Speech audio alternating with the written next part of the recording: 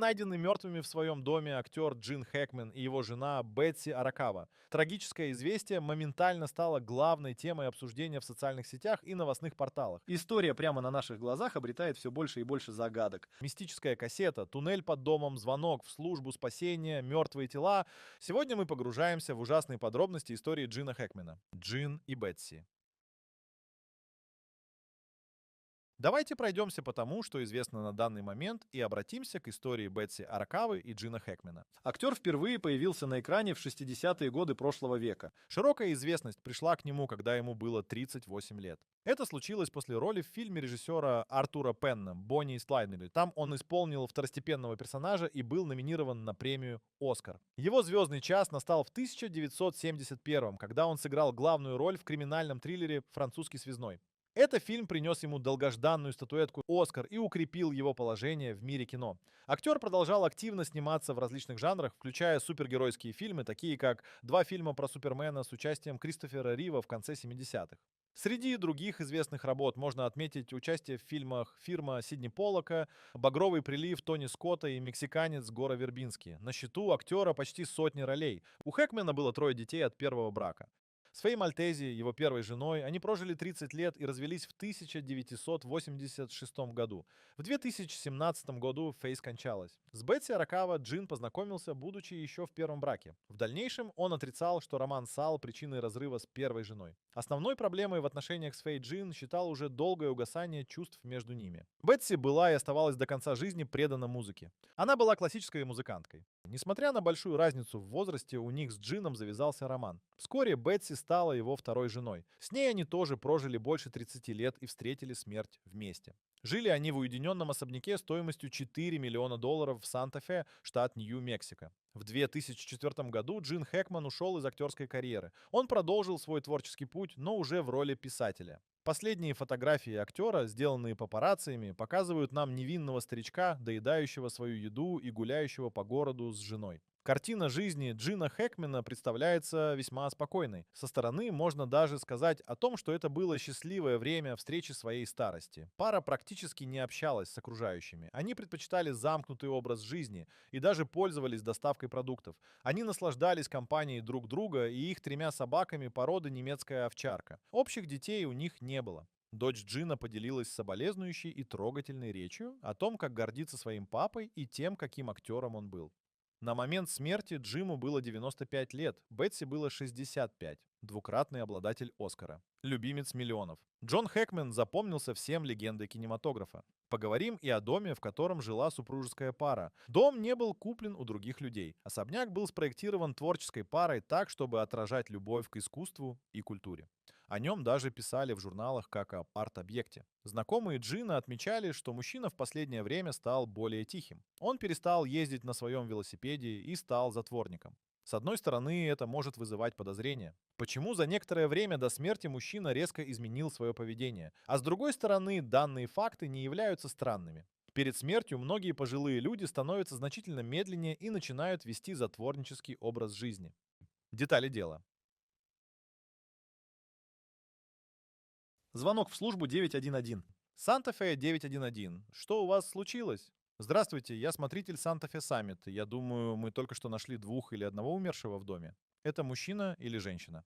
Это женщина и мужчина. Я не знаю, сэр. Просто пришлите сюда кого-то побыстрее.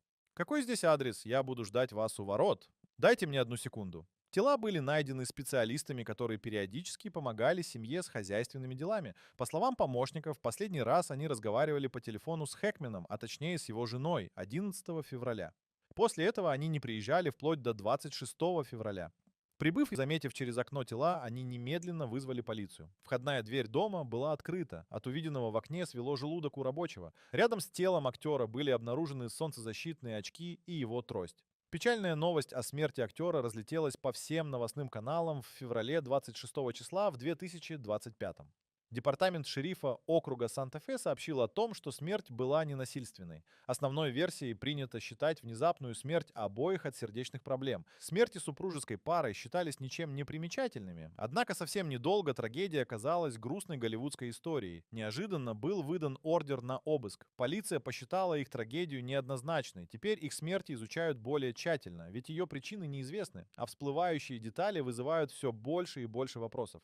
В ходе расследования было выяснено, что труп Бетси пролежал дольше, чем может показаться. На теле были видны явные признаки мумификации. Джим также скончался за 16 дней до их с женой обнаружения. Оба супруга умерли в один день, как и одна из их собак. Бетси могла умереть первой, а Джин, увидев ее, не справился с горем и тоже скончался. Трагедия произошла после возвращения Аракавы домой. Согласно экспертизе, она страдала от редкого заболевания хантавирусного легочного синдрома. Его можно подхватить при определенных обстоятельствах, вдохнув пыль с экскрементами инфицированных грызунов.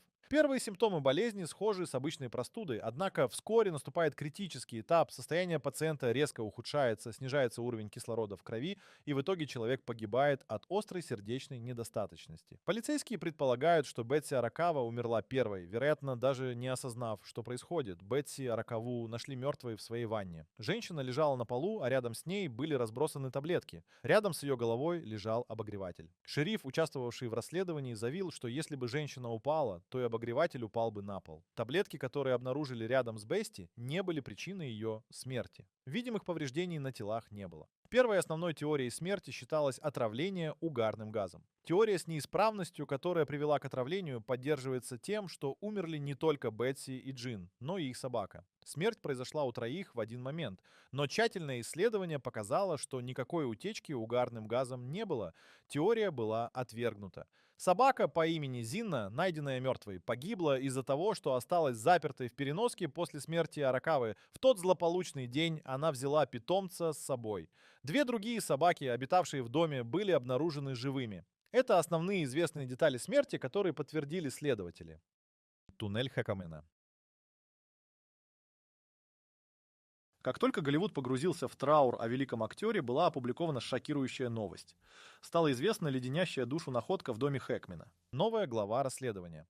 Под особняком актера нашли туннель. Данное огромное помещение было намеренно вычеркнуто из планировки дома. Среди всех заинтересованных появилось еще больше вопросов об этом деле. Вход в подземелье был спрятан за старой деревянной панелью в подвале и вел к узкой лестнице. Внутри жуткого помещения были найдены коробки с документами и бумажками. Что-то спокойно стояло в углу, а что-то было хаотично разбросано на сыром полу. На стенах были нарисованы странные символы. Создавалось впечатление, что следователи нарушили мистическую идиллию, которая царила в этом месте долгие годы. Самой жуткой находкой стала железная дверь, которая давно стала ржавой. На ней не было ручки или замочной скважины. Дверь до сих пор не вскрыли, или только для общественности она остается закрытой. Создается впечатление, что власти сами не понимают, что происходит, а находки ФБР пугают их самих все сильнее и сильнее.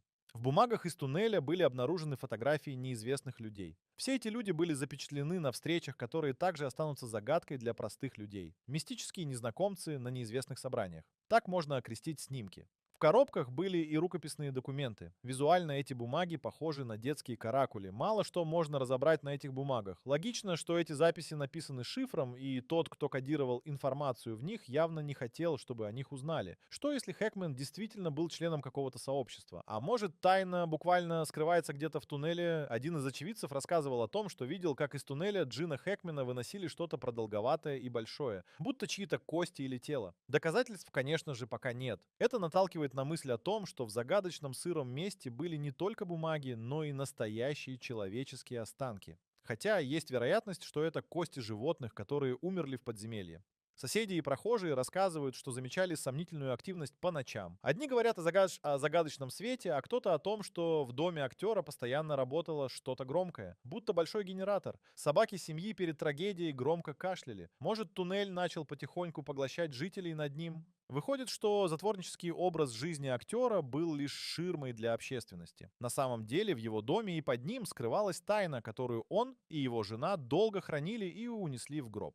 На основе этой информации формируется теория о возникновении заболевания Бести. Согласитесь, болезнь весьма специфическая, и как она могла вообще заболеть ей, живя в огромном дорогом особняке? Что если увлечение Джина подвергли опасности его семью?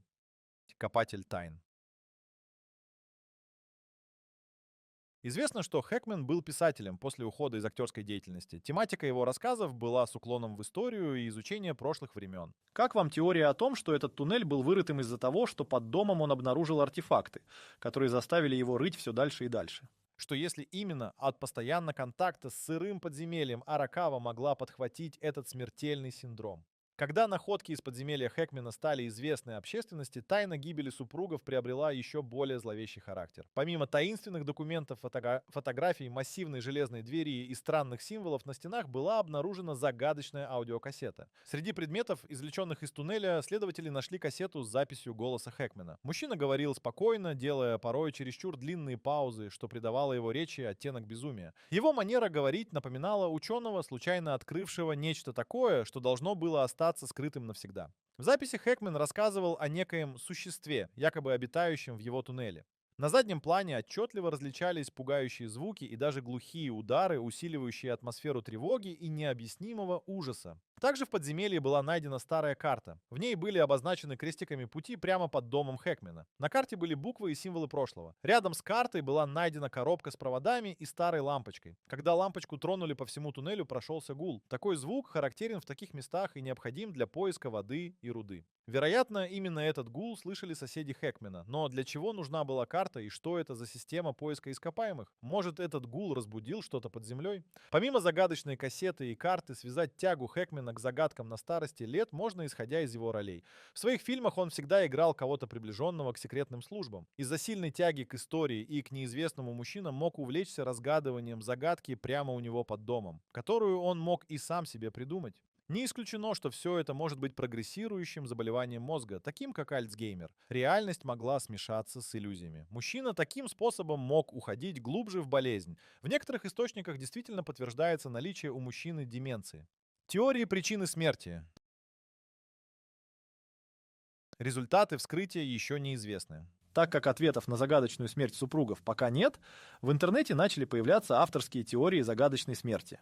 Обсудим и выделим же самые интересные из них. Идея о причастности Джима Хэкмена к ритуалам и магии является не последней в списке теорий его смерти. Да, вы не ослышались.